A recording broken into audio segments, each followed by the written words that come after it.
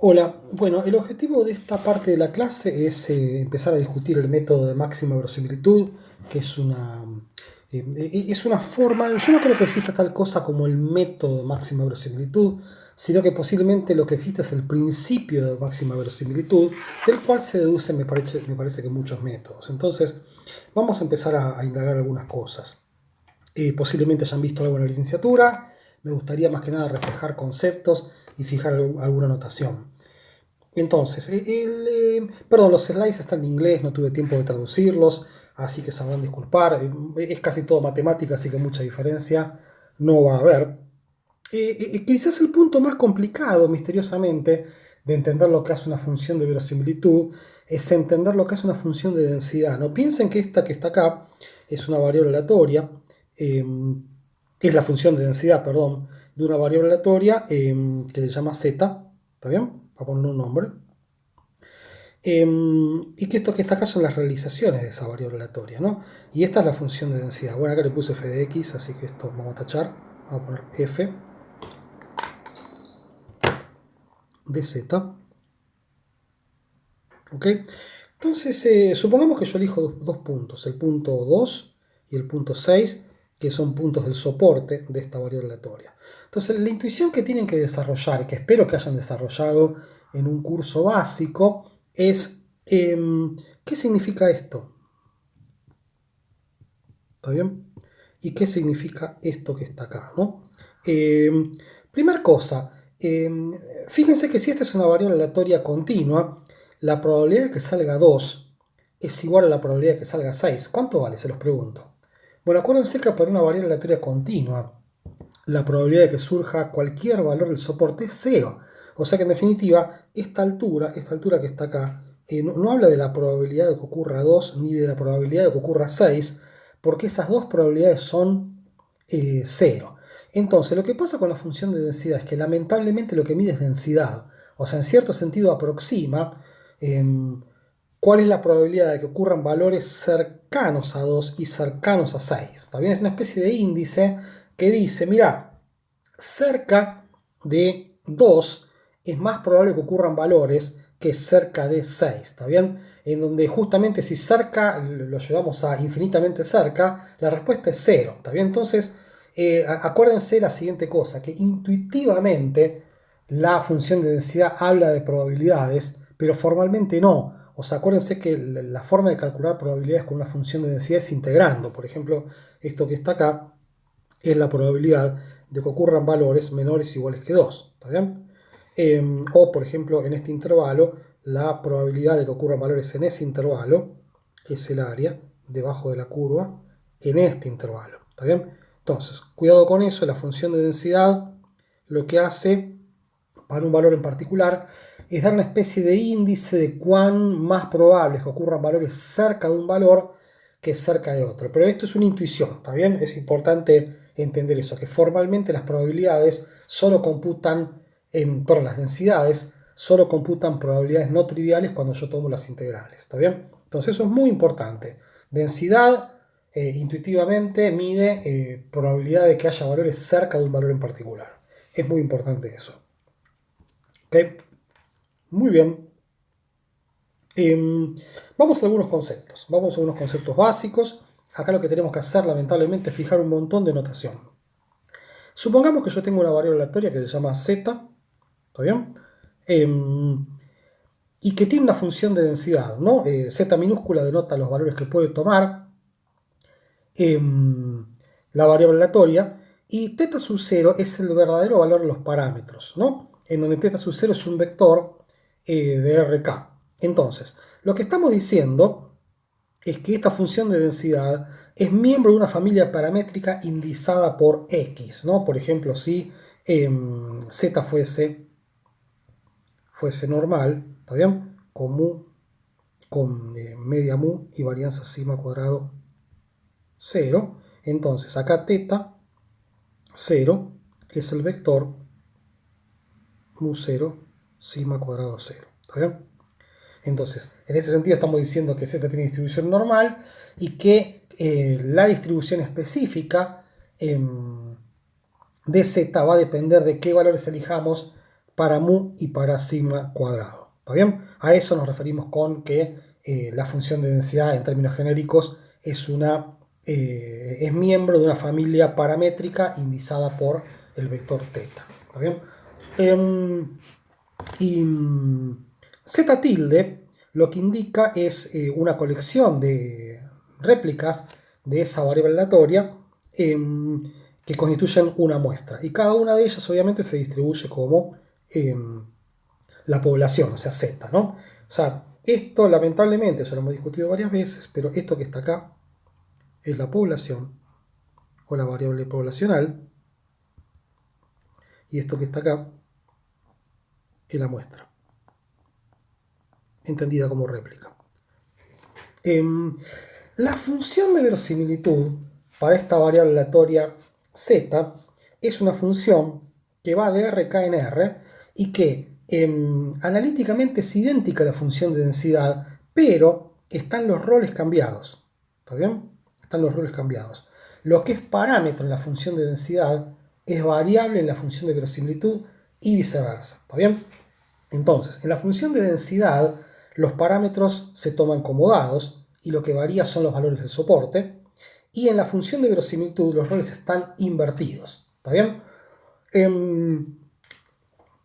Ya vamos a ver algunas intuiciones, pero fíjense que, de acuerdo al supuesto de independencia y distribución idéntica, déjenme calcular cuánto vale la función de verosimilitud para la muestra. ¿Está bien? Acuérdense que, por definición, tiene que ser analíticamente idéntica a la función de densidad de la muestra, pero con los parámetros y las variables con los roles cambiados. ¿Está bien? Acuérdense que, por el supuesto de independencia, ¿está bien? La densidad conjunta es igual al producto de las densidades individuales. Intuitivamente, porque la probabilidad conjunta de eventos independientes es el producto de las probabilidades de cada uno de ellos, pero resulta que la función de densidad de cada una de las variables aleatorias es idéntica a la función de verosimilitud de cada una de las variables. Entonces, en definitiva, de acá surge una cosa que es medio pavota, pero es importante, que es que verbalicen bien esto, que la función de verosimilitud de la muestra es el producto de las funciones de verosimilitud de cada uno de los elementos de la muestra. ¿Está bien? Por la regla del producto. Bueno, acá llegó el momento de dar un ejemplo y espero que los dioses me asistan en el dibujito que... no sé si lo voy a hacer yo, quizás se lo deje hacer ustedes porque soy malísimo dibujando, como ya se tienen que haber dado cuenta. El ejemplo que vamos a utilizar es el de la normal. Supongamos que z es una variable aleatoria con distribución normal y los parámetros son mu y sigma cuadrado. Acá ya les dije, el parámetro θ tiene uno que gobierna la media, otro que gobierna la varianza, o sea que k es trivialmente 2. Y acá aparece uno de esos juegos que recuerdan al Pierre Menard de Borges. Si no leyeron Pierre Menard, algún día tienen que hacerlo, ¿no? Pero esto que está acá es la función de densidad y esto que está acá es la función de verosimilitud. Esto es muy de economista. Supongamos que yo les tapo esto. ¿Está bien? Supongamos que yo les tapo esto. Si yo les tapo esto y les digo compárenme lo que está acá, ¿está bien? Compárenme lo que está acá. ¿Ven alguna diferencia entre estas funciones? No, no se ve ninguna, son idénticas. ¿Está bien? Bueno, pero no sé por qué los economistas estamos muy acostumbrados a no mirar lo que es realmente importante en una función, cuál es el dominio y cuál es la imagen. ¿Está bien? Fíjense que son funciones que desde este punto de vista son iguales, pero desde este punto de vista son completamente diferentes, violentamente diferentes, al punto tal que en la primera función, la función de densidad, la función de densidad está definida de los reales en los reales, ¿está bien? Mientras que en la función de verosimilitud es de R2 en R. Entonces déjenme hacer un circulito con la variable. Esta es la variable en la función de densidad, ¿está bien? Y el resto son parámetros, mientras que en la función de verosimilitud las variables son esta. Esta está repetida, o sea que en definitiva, fíjense que acá el dominio son los reales, ¿está bien? Y acá es R2, ¿está bien? Acá la variable es z y acá las variables son mu y sigma cuadrado. ¿Está bien? O sea que son dos bestias completamente diferentes. ¿Está bien? Si bien analíticamente las funciones son idénticas, esto es a lo que me refiero, fíjense que el dominio es completamente diferente. ¿Qué es lo que hace intuitivamente la función de verosimilitud? Cuantifica cuán compatible es cualquier elección de los parámetros dada la ocurrencia de un valor. ¿Está bien? O sea, fíjense que lo que hace la función de verosimilitud es, vos le das un valor z, ¿está bien? Y la función de verosimilitud te dice en cierto sentido cuál es la probabilidad de que haya salido z para distintos valores de los parámetros. ¿Está bien? Ahí está la enorme trampa. Entonces, con estas herramientas, ahora a medida que vayamos avanzando en la clase vamos a ir pensando más qué quiere decir esto, ¿no? ¿Qué es lo que hace el principio de máxima verosimilitud o el estimador máximo verosímil? El estimador máximo verosímil, teta sombrero sub n, se define como el valor que maximiza la función de verosimilitud de la muestra. ¿Está bien? Acuérdense que vamos a hacer un dibujito acá, no sé cuánto están acostumbrados a ver argmax, ¿está bien? Pero piensen que esto es x, esto es y, y esto es una función que hace así, ¿está bien? Acá está x asterisco y acá está el valor de y que se corresponde con x asterisco, ¿está bien? Vamos a llamarlo y de x asterisco, que es el valor que lo maximiza, ¿está bien? Entonces, este que está acá es max. Y este que está acá es argmax. ¿Está bien? O sea, no me confundan el maximizador con el máximo. ¿Está bien? El maximizador vive en este eje y el máximo vive en este eje. ¿Está bien? Entonces, este que está acá es el valor de los parámetros que maximiza la función de verosimilitud para la muestra. ¿Qué es el principio de máxima verosimilitud? A mí las palabras no me gustan. La palabra verosimilitud realmente no me gusta mucho. Me suena a español de la época del zorro. Me gusta bastante más máxima compatibilidad. Es un proceso de ingeniería reversa. ¿Está bien? ¿Qué quiero decir con esto?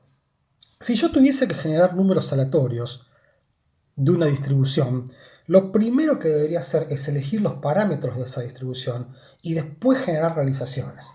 O sea, para generar números de una variable aleatoria normal, lo primero que te va a preguntar R, por ejemplo, es, ok, normal con qué media y con qué varianza. Bueno, con esta media, con esta varianza. Y una vez que vos le diste esa instrucción a R, R te genera números normales de una distribución normal con tal media y con tal varianza. ¿Está bien? Lo que está haciendo el método de máxima verosimilitud es intentar recorrer el camino al revés. O sea, ir de, como decía Rolf Mantel, para mí uno de los economistas más importantes de Argentina, es ir del chorizo al chancho, ¿no? Es decir, al revés del proceso. Entonces, ¿qué es lo que hace el método de máxima verosimilitud? Dado los valores, o sea, dado los datos, y dado que yo sé que fueron generados por una distribución que yo conozco, pero que no conozco los parámetros que se utilizaron para generarla, yo estoy intentando ver, dado los datos, cuál es el valor de los parámetros que es más probable que haya generado esos datos. ¿Está bien? Entonces, para generar datos, yo fijo parámetros, genero datos. Y en máxima verosimilitud lo que estamos haciendo es ir al revés. Es mirar los datos y ver, ok, yo sé la familia de densidades que generó estos datos, pero no sé los parámetros. Entonces estoy intentando ver cuál es el valor de los parámetros que es más probable que haya generado esos datos que yo tengo. ¿Está bien? Esa es la idea del principio de verosimilitud. Entonces, a mí me gusta máxima compatibilidad porque lo que hace el método de máxima verosimilitud es elegir el valor de los parámetros que es más compatible con los datos que yo observo. También máxima compatibilidad me gusta más que máxima verosimilitud. Tonteras. Ya estamos aterrizando en el final de este primer video. Algunas normalizaciones. Esto que está acá es la definición que yo les di del estimador máximo verosímil. Fíjense la siguiente cosa, que como la transformación logarítmica es una transformación monótona, el argumento que maximiza la función de verosimilitud tiene que coincidir con el argumento que maximiza el logaritmo de la función de verosimilitud. O sea que a los efectos de encontrar el estimador máximo verosímil, yo voy a usar o este problema, me da exactamente lo mismo. La otra cosa que tienen que notar es que como la función de verosimilitud es un producto, el logaritmo de la función de verosimilitud es una suma, ¿está bien? Y ya tienen que empezar a hablar que suma huele a promedio, promedio huele a cosa a la cual le podemos aplicar la ley de grandes números y el teorema central del límite. Y eso es efectivamente lo que vamos a hacer. Otra cosa que va a ocurrir es que fíjense que esta es otra forma completamente análoga de obtener el estimador máximo verosímil. ¿Por qué? Porque la única cosa que estoy haciendo acá es dividiendo por n, o sea que es una transformación monótona. Entonces, a los efectos de encontrar el estimador máximo verosímil, cualquiera de estos tres problemas tiene exactamente la misma solución. ¿Cuál vamos a utilizar? El que más nos convenga, ¿no? Somos economistas, el que más nos convenga lo vamos a utilizar. ¿Está bien?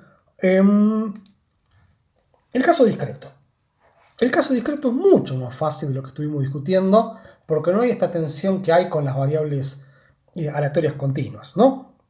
Entonces, fíjense que en el caso de una variable aleatoria discreta, la función de verosimilitud va a ser directamente una función de probabilidad. ¿Por qué? Porque acuérdense que en el caso de una variable aleatoria discreta, la función de densidad es una función de probabilidad. O sea, dice cuál es la probabilidad de que salga un valor en particular del soporte de esa variable aleatoria. Entonces, en definitiva, la función de verosimilitud es efectivamente una función de probabilidad. ¿Está bien? Bueno, déjenme discutir, entre comillas, tres ejemplos. Voy a discutir dos ejemplos y les voy a dejar uno a ustedes para que hagan. Les pido que me den una mano con la parte algebraica porque es bastante pavota, ¿no? Piensen en una variable aleatoria que tiene la distribución de Poisson, ¿está bien? Acuérdense que una variable aleatoria de Poisson toma valores enteros y positivos, incluyendo el cero. Muchas veces se piensa en relays telefónicos, pero somos economistas, ¿está bien? O somos científicos sociales. Una variable que tiene chance de ser una variable aleatoria de Poisson es, por ejemplo, la cantidad de hijos que tiene una familia, ¿no? Muchas no tienen hijos, algunas tienen uno, otras tienen dos, otras tienen tres. Algunas tienen 6, otras tienen 8, etcétera, etcétera, ¿no? O la cantidad de veces que una persona va al médico por año, por ejemplo. Algunos no van ninguna, la mayoría va una, algunos van dos, y siempre hay muchos que van muchísimas veces, toquemos madera. Entonces, una variable aleatoria de Poisson es una variable aleatoria que toma, el soporte son los enteros positivos, incluyendo el cero, ¿está bien? Los naturales en realidad. En donde f de y es la probabilidad de que la variable aleatoria y tome valores iguales a y minúscula. O sea, la probabilidad de que una persona tenga tantos hijos, por ejemplo. Y lo que define la distribución de Poisson es esta regla que mide cuánto vale esa probabilidad, ¿no? Acá hay un único parámetro que se llama lambda y la variable es y. ¿Está bien? Entonces, acá les pido que saquen cuentitas. Fíjense que esto que está acá es la función de verosimilitud, ¿está bien? Para la muestra, que consiste en multiplicar las funciones de verosimilitud para cada uno de los elementos de la muestra. Acá les pido que me hagan cuentas, ¿no? El logaritmo de la función de verosimilitud es esto que está acá. ¿De dónde sale esto? De lo que vas a hacer después de leer esta clase si agarras el lápiz, ¿está bien? Y acá lo que hice fue distribuir la suma. No gastemos tiempo en tonteras algebraicas, ¿ok? Muy bien. Entonces, lo que les pido que calculen es que ahora lo que tenemos que hacer es maximizar la función de verosimilitud. Estas son las condiciones de primer orden que surgen de tomar derivadas simplemente. Y fíjense que despejando me queda que lambda sombrero coincide con la media muestral. ¿Está bien? Así que en definitiva es un ejemplo muy pavote. Bueno, déjenme discutir el próximo ejemplo. Este lo dejamos picando, que es el modelo Probit, ¿está bien? O sea, nos quedó picando de la clase de Lowshitz y Probit, cómo se estiman los parámetros de este modelo. Déjenme que se los cuente. Lo que nosotros sabemos es que en el caso Probit, la distribución de y dado x es la de Bernoulli, ¿está bien? O sea, es una variable aleatoria 0, 1, con 1 ocurre con probabilidad p, 0 ocurre con probabilidad 1 menos p. Entonces, lo que especificamos para el caso Probit es que p es la probabilidad de que y es igual a 1 dado x, y eso dijimos que era f de x' por beta, en donde la función f es la función de distribución acumulada para una variable aleatoria normal estándar. ¿Está bien? Entonces, acá tenemos que sacar la cuenta. Y acá viene la parte, si se quiere, no difícil, sino hay que pensar un toque. Nadie se va a morir por esto, ¿no? Yo necesito sacar cuál es la probabilidad conjunta de que aparezcan los datos que yo tengo. Supongamos, para hacerlo simple, que yo tengo 30% de admitidos y 70% de rechazados. ¿Está bien? Cada uno de los admitidos le pusimos un 1 y a cada uno de los rechazados le pusimos en 0. Entonces yo tengo en la bolsa tantas n personas, de las cuales el 30% fue admitido a un doctorado o lo que sea, y el 70% fue rechazado. Entonces yo necesito calcular la probabilidad de que, dado los x de esas personas, hayan ocurrido exactamente 30% de admitidos, 70% de rechazados. ¿Está bien? Entonces, fíjense lo que computa esto. Esta parte que está acá es la probabilidad de que hayan ocurrido el 30% de admitidos, y acá está la probabilidad de que hayan ocurrido el 70% de rechazados, de modo que esto que está acá es la probabilidad conjunta de 30% de admitidos y 70% de rechazados. ¿Está bien? ¿Por qué se multiplican? Porque hemos supuesto que la muestra es independiente e idénticamente distribuida. ¿Está bien? O sea, en definitiva, por eso es que hemos multiplicado cada una de las observaciones. Y acá viene la vivada. Fíjense que lo que está acá a la izquierda coincide exactamente con lo que está acá. ¿Está bien? Les pido por favor que lo verifiquen. Fíjense que no se pierde nada de mirarlo así o mirarlo así. ¿Está bien? Y a partir de ahora es pura cuenterío. ¿Está bien? Entonces, lo que les pido es que hagan la siguiente cosa.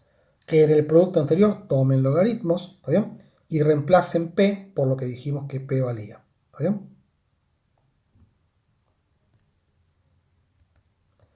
Y la otra cosa que les voy a dejar como ejercicio es que chequeen que las condiciones de primer orden para un máximo local son estas que están acá. Es cuestión de acordarse cómo se tomaba la idea de un logaritmo. Nada que no hayan visto en primer año de la facultad. Nadie se le va a caer la corona por esto. ¿Está bien? Fíjense la siguiente cosa. La función f de y, f minúscula de y, son funciones muy no lineales, que aparecen multiplicadas y después aparecen divididas. O sea que este objeto que está acá es un sistema muy no lineal. Saquen la cuenta. Fíjense, se la saco yo porque soy una persona muy buena. Que esto que está acá es un vector. Esto es un vector k por 1. Y después todo esto que está acá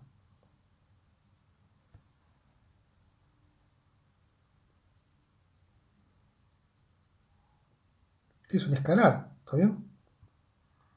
¿Está bien? Con lo cual todo esto es k por 1. ¿Está bien? Todo esto, perdón, es k por 1. O sea que este es un sistema de k ecuaciones y k incógnitas, porque las incógnitas son el vector de parámetros beta. O sea que este es un sistema de k ecuaciones con k incógnitas grotescamente no lineal. ¿Está bien? Entonces vamos a tener que apelar a algún tipo de argucia computacional para resolver este sistema. ¿Está bien? Lo que les dejo como ejercicio es que revisen este que está acá. No les pienso decir nada. Que es básicamente el modelo de regresión gaussiano. O sea, es el modelo de regresión con todos los supuestos que vimos, más el supuesto de normalidad. Y lo que les dejo como ejercicio es, bueno, saquen el estimador máximo verosímil. ¿Está bien? Y cuando terminen me lo cuentan y se van a sorprender. ¿Ok? Bueno, con esto paramos y seguimos en el otro video. Muchas gracias, ¿eh?